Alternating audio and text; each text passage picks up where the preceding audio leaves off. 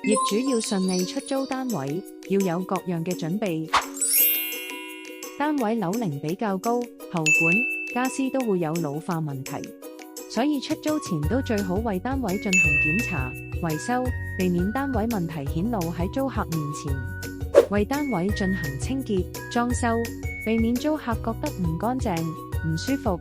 提供基本家私電器，例如冷氣機、冰箱等就足夠。租客原有家電太多擺放唔到，就間接增加出租難度。業主要因應單位嘅實際情況，例如景觀、坐向、樓層、裝修等因素，訂出合理租金。業主可能工作繁忙或身處海外，冇時間管理、處理單位問題。